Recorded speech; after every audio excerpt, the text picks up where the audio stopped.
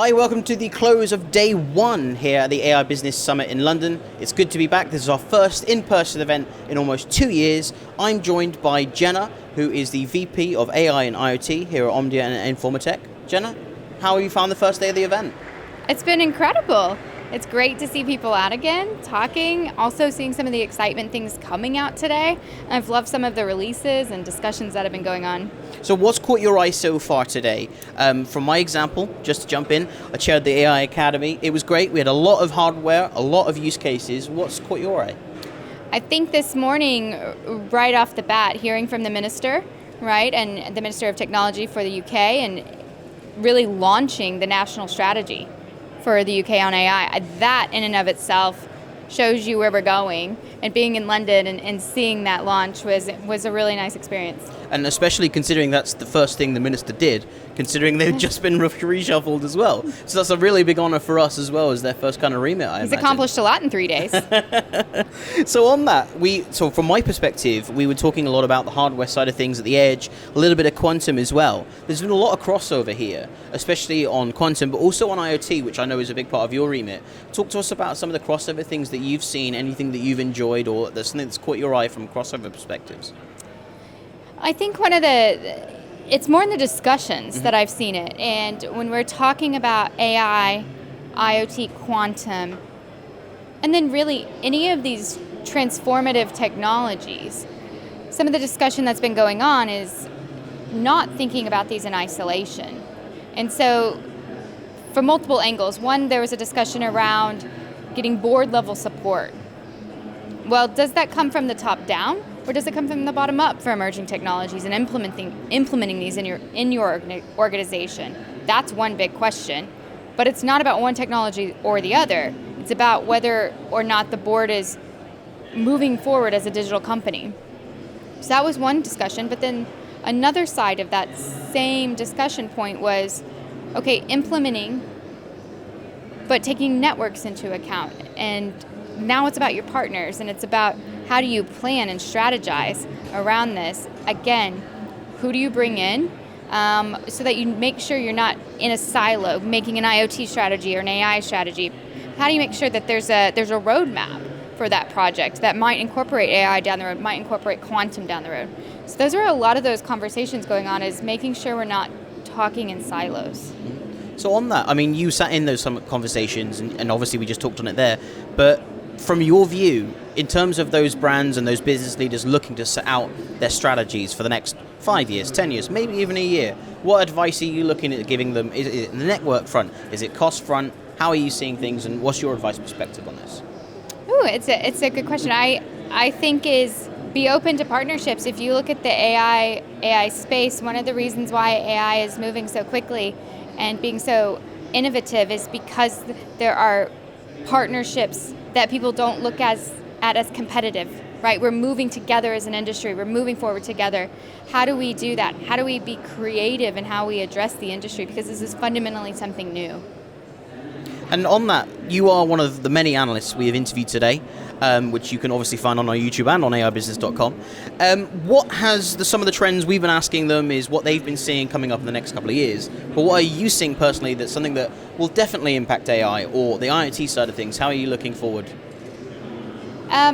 Good question. I think, so some of my background is more on the manufacturing side, actually. And one of the big questions we see, especially around AI, is, again, how do you move forward together as an industry overall? So we get a lot of questions, whether it be from energy companies, whether it be from manufacturers or automotive companies. How do I learn from somebody else that might not be in my industry? And I think we have a group called Visionaires that is really about that. It's a cross-industry leaders that are implementing AI, and it's about learning from each other and bringing in that learnings from, if it's automotive is doing something really well, how do we implement that in our industry? How do we learn from that? So I think that's the one thing as an analyst I see is this cross-industry learning really propelling the AI market. Does it help that those firms that are learning and meant to be doing the learning are involved in multiple aspects of the industry, AI and IoT, or does it require someone to be specialized in one area to kind of bring that forefront to the table and actually bring their expertise better? I think it's a mix. You get something from both groups. So the groups that are specialized, you see where maybe being specialized helps, maybe where it hurts, right? And then on the opposite side of that, somebody that is trying multiple things, the challenges that they're facing that maybe you are choosing for a reason to avoid at the moment for your own roadmap. So I actually think having both groups in the room is better. The more voices at the table, the better. So Jenna, you are one of the lucky ones to have come across from the States to England. Our next event, of course, is over across the pond in Santa Clara.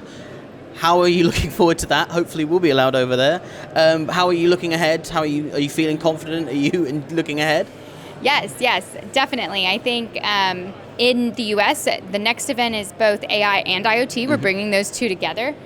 Should be just what we were talking about, a lot more of those conversations of how are these technologies coming together in these markets and how are folks looking at them in combination. I am so hopeful we can get the UK folks over and anybody else into the US. If it's safe, that would be amazing. I'm ready. I think from what we've seen here, even the excitement for tomorrow is incredible. I was talking to folks on the floor, not just about Silicon Valley and New York and the events coming up, but just about tomorrow. They're ready to come back. There's Shutterstock is actually chairing and focused on the computer vision track. And what's going on in computer vision is amazing. Lots of great technology jumps there, right? And so I think hearing from Shutterstock, hearing from Alessandra Sala there, and what that company's doing with AI, but also from her as a visionary leader in AI as well. She's one of the leaders in the women in AI community that is a global, right, across, I think it's like 175 countries, really focused on then that discussion about responsible AI, ethics, how do we make sure that we are being diverse in AI. That's the other topic that I think will start to carry over into Silicon Valley quite a bit. And do you think that we'll have more kind of inclusive kind of conversations around next time? You talked about obviously the gender issues, but also we're going to have more conversation on wider inclusion and diversity as a whole, maybe in November and December in New York as well? Yes, we've seen that a number of sessions today on that already. Conversations, I know we have a few more tomorrow. We've had some great female CEOs speak today. I think the majority of the folks on the quantum stage that have been speaking are amazing female leaders.